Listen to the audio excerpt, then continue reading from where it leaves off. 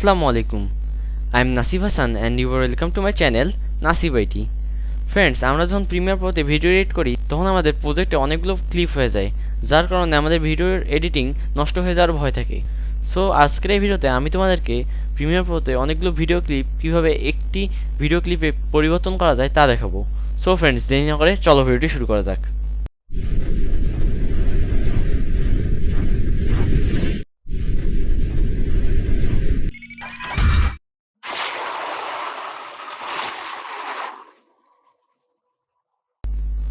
So friends, তোমরা দেখতে পাচ্ছ এখানে অনেকগুলো ভিডিও ক্লিপ ওপেন করা আছে।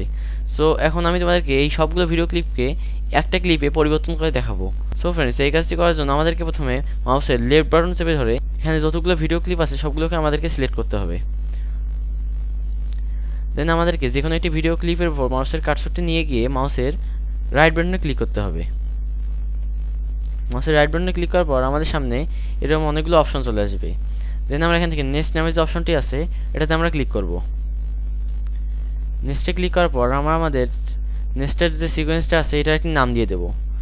সো আমি এখান থেকে সিকোয়েন্স 1 দিয়ে দিচ্ছি।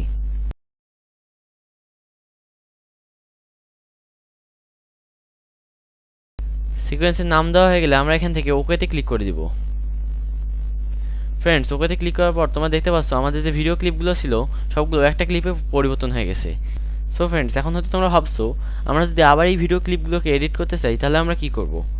সো চিন্তার কোনো কারণ নেই, আমরা শুধু আমাদের মাউসের যে কার্সরটি আছে এটাকে আমাদের যে ভিডিও ক্লিপটা আছে এটার উপর নিয়ে যাব। দেন আমরা আমাদের মাউসের লেফট বাটন ডাবল ক্লিক করব। মাউসের লেফট বাটন ডাবল ক্লিক করার পর তোমরা দেখতে পাচ্ছ আমাদের যে ভিডিও ক্লিপগুলো ছিল সেগুলো আবার পূর্বের মতো হয়ে গেছে। সো ফ্রেন্ডস, আমরা যদি আবার এই ভিডিও ক্লিপগুলোকে নেক্সট করতে চাই তাহলে আমাদেরকে যেটা করতে হবে, এখান থেকে তোমরা দেখতে পাচ্ছ এখানে সিকোয়েন্স 1 নামের যে অপশনটি আছে এটার পাশে একটি ক্রস চিহ্ন আছে। সো আমরা এখানে একবার ক্লিক করব। দেন তোমরা দেখতে পাচ্ছ আমাদের যে সিকোয়েন্সটা ছিল এটা আবার নেক্সট হয়ে গেছে। সো ফ্রেন্ডস, এভাবেই তোমরা অ্যাডোবি প্রিমিয়ার প্রোতে অনেকগুলো ক্লিপকে একটা ক্লিপে নেক্সট করতে পারো।